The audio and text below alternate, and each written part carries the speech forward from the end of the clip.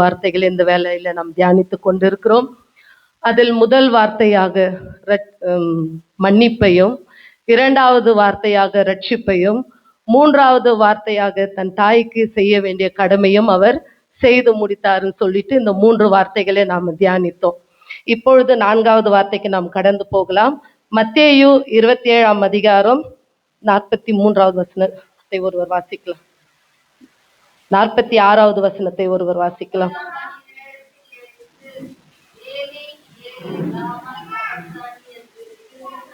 ஆமென்.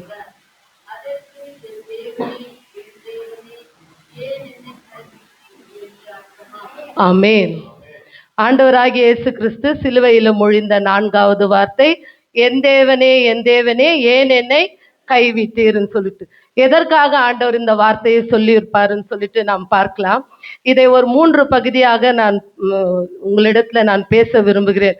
எல்லாருக்குமே பொதுவா தெரியுறது, இந்த வார்த்தை கேட்கிறப்போ ஆண்டவர் மரணத்தை குறித்து பயந்தாரா, அதனால தான் இந்த வார்த்தை சொல்லியிருப்பாரா? ஏன்னா அவர் படப்போகிற பாடுகள் அப்படிப்பட்டது. இந்த பாடுகள் முடிந்து சிலுவையில பேசின வார்த்தை தான் அந்த 4வது வார்த்தை. அப்ப இவர் மரணத்தை குறித்து, இவர் அடைய போகிற மரணத்தை குறித்து இப்படி பேசினாரான்னு சொல்லிட்டு பார்த்தோம்னா இல்ல. ஏன்னு சொன்னா, நாம பஸ்கா பண்டிகை ஆசரிச்ச பிறகு அந்த இரவு ஆண்டவர் கெத்செமனே தோட்டத்திற்கு போகிறாரு. தன்னுடைய சீஷரோடு தனித்திருந்து ஜெபிக்கும்படியாய் ஆண்டவர் போறாரு.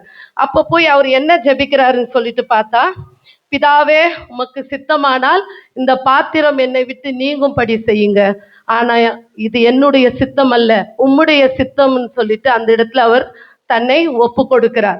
அவர் மிகவும் வியாகுலப்பட்டு ஜெபிக்கிறார். அவருடைய வேர்வை இரத்த துளிகளாய் தரையில விழுந்ததுன்னு சொல்லிட்டு நாம பார்க்கிறோம். அப்ப இந்த வசனத்தை வச்சு நம்ம பார்க்கிறப்ப ஆண்டவர் மரணத்துக்கு அவர் பயப்படல. அது மாத்திரம் இல்ல, அவர் ஜெபம் பண்ணி கீழே வரப்போ போர் சேவகர் எல்லாம் வராங்க. யோவான்ல இது குறிப்பிட்டு இருக்கிறாங்க. அவரை கைது செய்யும்படியாய் வராங்க. வந்தப்போ ஆண்டவரை தேடுறாங்க. ஆண்டவரே கேட்கிறாரு, யாரை தேடுகிறீர்கள்? கிறிஸ்துவை தேடுகிறேன்னா நான் தான் சொல்லிட்டு தன்னை அவராகவே முன் தன்னை ஒப்பு கொடுத்தார்.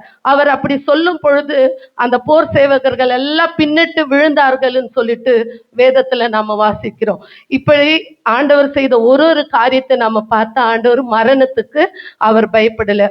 மாறாக அவர் தேவ சித்தத்திற்கு தன்னை ஒப்பு கொடுத்தார். பிதாவின் சித்தத்தை நிறைவேற்றும்படியாய் அவர் இப்படியாய் செய்தாருன்னு சொல்லிட்டு பார்க்கிறோம்.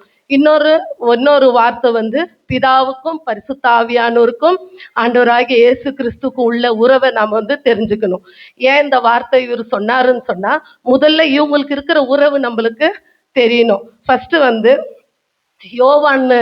யோவான் எழுதின சுவிசேஷத்துல 1ஆம் அதிகாரத்துல 1-2ஆம் வசனத்தை நாம பார்க்கிறோம்.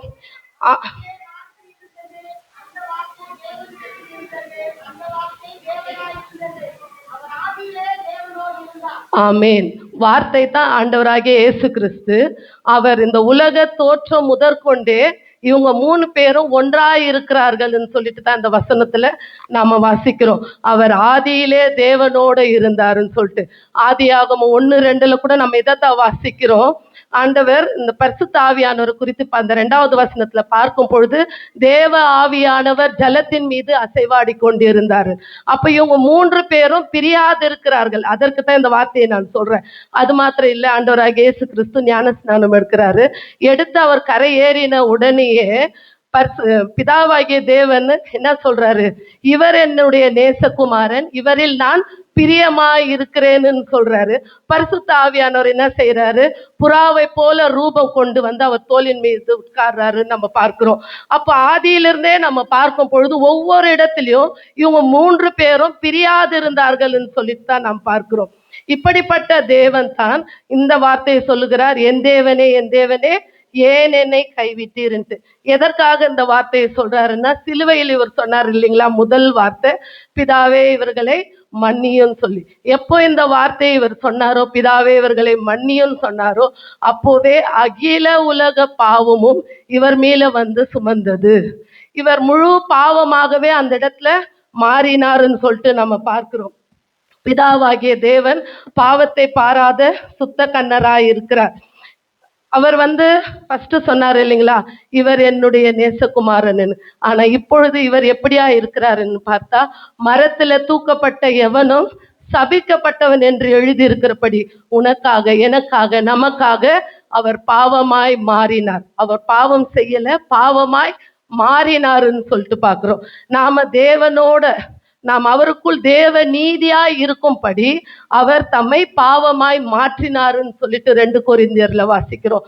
கர்த்தர் உங்களுக்காகவும் எனக்காகவும் தான் இந்த பாடுகளை அவர் சிலுவையில அனுபவித்தார். இந்த வார்த்தை என் தேவனே ஏன் என்னை கைவிட்டீர்னு அவர் ஏன் சொன்னாருன்னா, கர்த்தர் 3 மணி நேரம் மனித கோபாக்கினை அடைந்தார். இன்னும் 3 மணி நேரம் அவர் தேவ கோபாக்கினை அடைந்தார். இந்த தேவ கோபாக்கினை அவர் அடைந்த பிறகுதான் இந்த வார்த்தையை சொல்றாரு.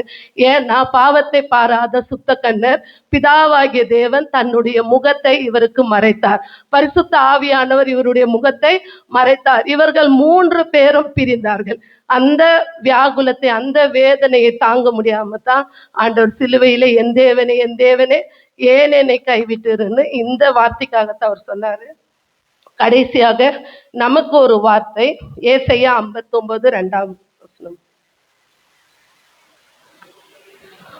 உங்கள் அக்கிரமங்களே உங்களுக்கும் உங்கள் தேவனுக்கும் நடுவாக பிரிவினை உண்டாக்குகிறது. உங்கள் பாவங்களே அவர் உங்களுக்கு செவி கொடாதபடிக்கு அவருடைய முகத்தை உங்களுக்கு மறைக்கிறது. நம்முடைய அக்கிரமங்கள் தான் ஆண்டவருக்கும் நமக்கும் ஒரு பிரிவினை கொண்டு வருகிறது. நம்மளுடைய ஜெபம் நீண்ட நாளா கேட்கப்படலைன்னு சொன்னா நம்முடைய பாவம் தான் நமக்கு சீக்கிரம் அதற்கு பதில் கிடைக்காம தடை செய்துன்னா நாம செய்யற பாவங்கள் தான். நம்முடைய அக்கிரமங்களும் நம்முடைய பாவங்களும் தான் ஆண்டவருக்கும் நம்மளுக்குள்ள உறவை பிரிக்கிறது. பிதாவாகிய தேவனுக்கு ஒரே பேரான குமாரனாய் இவர் இருந்தாலும் எல்லாருடைய பாவமும் அவர் மேல சுமத்தப்பட்ட போது அவர் தன்னுடைய முகத்தை திருப்பி கொண்டாருன்னு சொல்லிட்டு நம்ம பார்க்கிறோம். அதே வண்ணமா தான் நம்மளுடைய அக்கிரமமும் நம்முடைய பாவமும் அவருக்கு நமக்கும் உள்ள உறவை துண்டிக்கிறதா இருக்கிறது. இந்த நாளில நம்ம வந்தோம், இந்த 7 வார்த்தைகளை கேட்டோம். இது கடந்து போகும் பொழுது இந்த வார்த்தைகளை விட்டு விடுகிறவங்களா நாம இருக்கக்கூடாது. கர்த்தர் சொன்ன ஒரு வார்த்தையிலையும் நமக்கு பிரயோஜனமான வார்த்தைகளை நாம ஏற்றுக்கொள்ளணும். நேற்று காலையில சங்கீத பகுதியில நாங்க பார்த்தப்போ 51ஆம் சங்கீதம் பார்த்தோம். அதுல தாவீது பத்சேபாள் இடத்துல பாவம் செய்த பிறகு அவர் போய் ஆண்டவர் இடத்துல உட்கார்ந்து அவரை தன்னை ஒப்பு கொடுத்து தன்னை தாழ்த்தி ஜெபிக்கிறாரு. அப்போ தாவீது செய்த ஒரே ஒரு காரியம்னா, எப்பெல்லாம் அவர் பாவம் செய்யறாரோ அவர் ஆண்டவர் விட்டு தூரம் போல மாறா பாவம் செய்த பிறகு அவர் ஆண்டவரோட உறவு கொள்றாரு. ஆண்டவர் இடத்துல தன்னை தாழ்த்துறாரு. அப்ப அவர் ஒரு வார்த்தை சொல்றாரு, ஆண்டவரே உம்முடைய சமூகத்தை விட்டு என்னை தள்ளாமலும் உம்முடைய பரிசுத்த ஆவியை என்னிடத்திலிருந்து எடுத்துக்கொள்ளாமலும் இருன்னு சொல்லிட்டு, பரிசுத்த ஆவி ஏன் நம்மளிடத்துல இருந்து எடுத்துக்கொள்ள கூடாதுன்னு சொல்லிட்டு பார்த்தா, பரிசுத்த ஆவியானவர் நம்மளோட கூட இருந்தா தான் நம்ம பாவம் செய்ய மாட்டோம். நம்ம மனிதர்கள் நம்ம எல்லார்கிட்டயும் பாவம் நெருங்கி வரும். ஆனா பரிசுத்த ஆவியானவர் கண்டித்து உணர்த்துகிற தேவன்.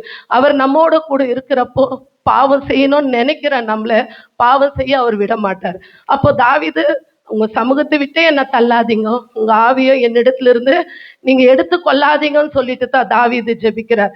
அந்த ஜெபம் தான் இந்த நாளில நம்ம ஒவ்வொருவருக்கும் தேவையான ஜெபம். இதுதான், நாம ரட்சிக்கப்பட்டோம், ஆண்டவரை ஏத்துக்கணும். ஆனா பாவத்துல வாழ்ந்துட்டு எப்படி இருந்தாலும் ஆண்டவர் நம்மளை மன்னிப்பாரு அப்படின்ற ஒரு தைரியம் நமக்குள்ள இருக்கக்கூடாது. கர்த்தருடைய பிள்ளைகளா இருக்கிற நாம நம்மை பரிசுத்தத்தோடு காத்து கொள்ளணும்.